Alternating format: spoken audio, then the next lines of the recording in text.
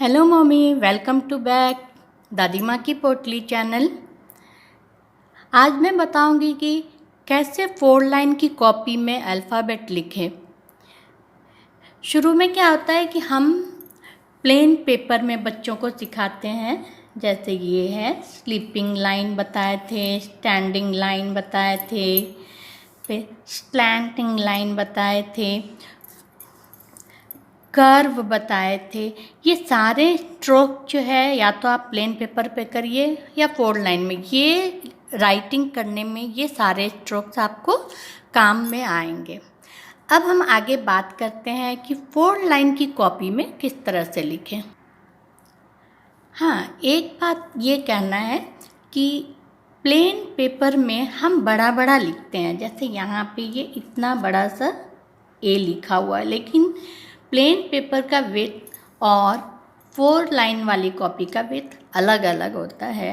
उसमें स्पेस कम होता है। इसमें हम चाहे कितना बड़ा भी कुछ लिख लें, कोई फ़र्क नहीं पड़ता है। लेकिन 4 लाइन की कॉपी में मेरे पास ये रहता है कि इतने दूर में ही आपको लिखना है। तो उससे पहले हमको इस तरह का प्रैक्टिस करना है कि डॉटेड लाइन करके पहले बड़ा, उससे छोटा, धीरे करके छोटा लिखना शुरू करवाएं प्लेन पेपर में।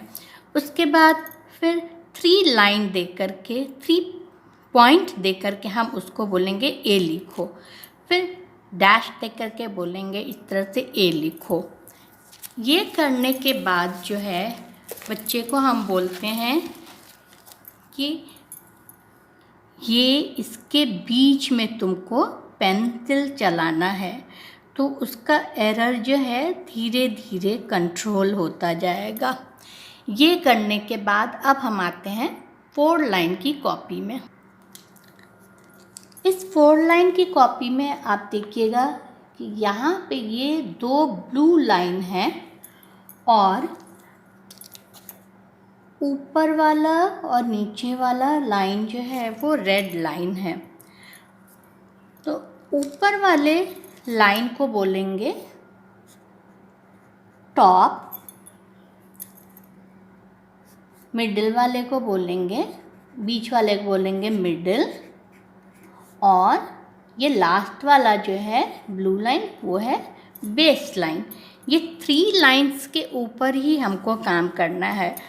फर्स्ट लाइन ये, सेकंड ब्लू, थर्ड ब्लू।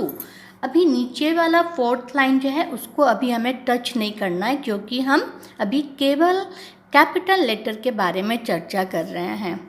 ठीक है, तो जब भी हम लिखना शुरू करेंगे तो हम बच्चे को बोलेंगे कि जैसे ए हमको लिखना है, हम बोलेंगे कि रेड लाइन के ऊपर या तो कलर के बारे में हम करके बोलें या टॉप, मिडिल और बेस लाइन करके बोलें। दोनों में से जो भी बच्चा अच्छे से समझ जाए, या कलर कंसेप्ट से समझे लाइन को, या टॉप, मिडिल और बेस लाइन से समझे। अगर कलर कंसेप्ट से समझता है तब हम बोलेंगे कि रेड लाइन से नीचे वाले ब्लू लाइन तक आओ, फिर इसके बाद रेड लाइन से नीचे ब्लू लाइन तक आओ, बीच में इस तरह से कर दो, ए हो गया। अगर हम ये बोल रहे हैं कि लाइन का टॉप लाइन, मिडिल लाइन और बेस लाइन, तो हम बोलेंगे टॉप लाइन से बेस लाइन पे आना है, और फिर इधर से भी स्लैंटिंग टॉप लाइन से बेस लाइन और ये मिडिल लाइन। ये हो गया हमारा ए। इस तरह से करके ये तीनों लाइन की हम चर्चा करेंगे, चाहे कलर के माध्यम से चाहे लाइन के माध्यम से। किसी एक के बारे में हम बताएंगे उसको।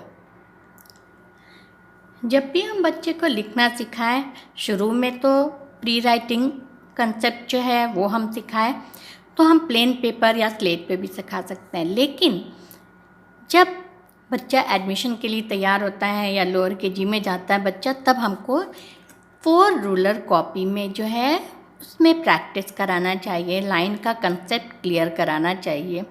अगर लाइन का कंसेप्ट उसका क्लियर नहीं रहेगा तो वो सही ढंग से नहीं लिख पाता है बच्चा। तो स्लेट पे या फिर वाइट पेपर पे आप उसके बाद लिखाना बंद कर दीजिए, नहीं तो उससे उसकी राइटिंग ख़राब हो जाएगी।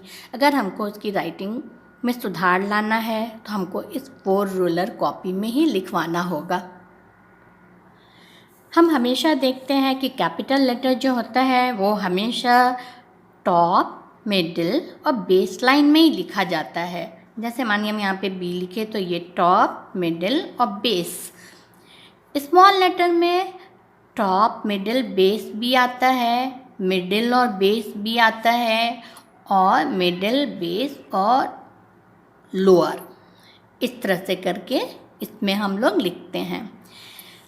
बच्चा लिखने से पहले जो है पेंसिल कैसे पकड़ें, इस पर हमको ज़रूर काम करना चाहिए। अगर ठीक से पेंसिल हम नहीं पकड़वाएंगे उनको तो उनकी राइटिंग जो है अच्छी नहीं हो सकती है।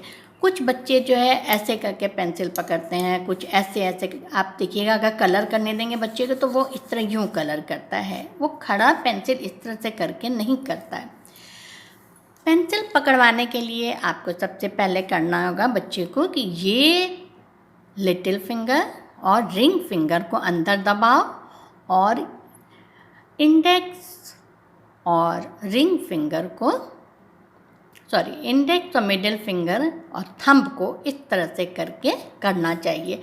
आप इस तरह से देख सकते हैं चिड़िया की चोंच बन गई है, लग रहा है ना कि कोई बर्ड है जो बोल रही है। इस तरह से हमको पकड़ना है और इस तरह इसको पेंसिल को दबाना है।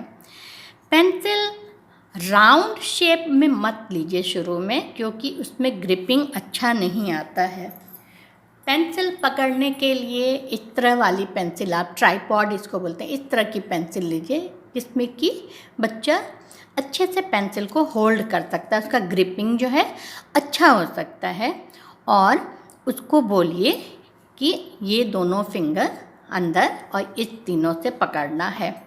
इस तरह से अगर शुरू में मानो अगर पकड़ने में दिक्कत हो रही है, पेंसिल पतली है, तो या तो पेंसिल ग्रिपर एक मिलता है वो लगाइए। अगर वो नहीं है आपके पास तो कोई बात नहीं, अगर आपके शहर में नहीं मिलता है, आप गांव से हैं या आप कहीं और से हैं जहाँ ये सुविधा नहीं है, आप पतला सा रबर बैंड जो है लेकर के इसके चारों तरफ बांध दीजिए। थोड़ा मोटा हो जाएगा, या कपड़ा पतला जो है इसके चारों तरफ बांध दीजिएगा, थोड़ा मोटा हो जाएगा तो उसको पकड़ने में आसानी होगी। तब वो लिखेगा तो डार्क भी लिखेगा। नहीं तो क्या होता है, पेंसिल पतली होती है तो बच्चा ऐसे करके लिखेगा। क्या आपको दिख रहा है इसमें कि कुछ लिखा हुआ है? नहीं। तो इसीलिए पेंसिल ग्रिपिंग जो है वो बहुत ज़रूरी है अच्छे से पेंसिल पकड़ने के लिए। दूसरी बात ये है पेंसिल अच्छे से पकड़ने के लिए कि जब भी पेंसिल बच्चा पकड़े तो ये बार बार लिखते समय बार बार हैंड को लिफ्ट नहीं कराना। अब जैसे मानो ये है, ऐसे है, इस तरह से करके लिखना, फिर पेंसिल उठाए, नहीं। इसमें क्या होता है कि हमारे फिंगर्स में, रिस्ट में और शोल्डर में जो है पेन होता है। तो हमको क्या करना चाहिए, एक ही बार में ये चीज़ लिखना चाहिए ताकि हमारे हाथ में दर्द ना हो। बार बार पेंसिल लिफ्ट कराने से पेन होता है। मैं अपने क्लास में अधिकतर देखती हूँ कि बच्चे थोड़ा सा ही लिखते हैं और बोलते हैं मैम मेरे हाथ में दर्द कर रहा है, मैं तो नहीं लिखने वाली हूँ, या मैं तो नहीं लिखने वाला हूँ, मुझसे नहीं होगा। मम्मी लोग भी परेशान रहती कि मैम क्या करें, ये तो लिखता ही नहीं है। अगर आप इस ट्रिक से, जिस तरह से मैं अभी बता रही हूँ, मैं अपना एक्सपीरियंस यहाँ पर आप लोग के साथ शेयर कर रही हूँ, अगर आप इस तरह से करिएगा तो निश्चित ही आपके बच्चे की राइटिंग भी अच्छी होगी, हाथ में भी दर्द नहीं करेगा, लाइन कंसेप्ट जो है वो उसका क्लियर हो जाएगा। तो उम्मीद करते हैं कि ज़रूर इससे आपका बच्चा नेक्स्ट डे आप हमको बोलेगा कि मैम मेरा बच्चा तो बहुत अच्छा लिखने लगा, अब उसके हाथ में भी दर्द नहीं कर रहा है। नेक्स्ट टाइम फिर कुछ और लेकर के आपके लिए आएंगे। तब तक के लिए थैंक यू। और मेरा चैनल लाइक करना मत भूलिएगा। आप बताइएगा तब ना हम समझेंगे कि हम सही दिशा में जा रहे हैं या नहीं जा रहे हैं, मेरा ठीक से काम हो रहा है कि नहीं हो रहा है। तो प्लीज़ आप इसे लाइक करें, शेयर करें और सब्सक्राइब करें। Again thank you.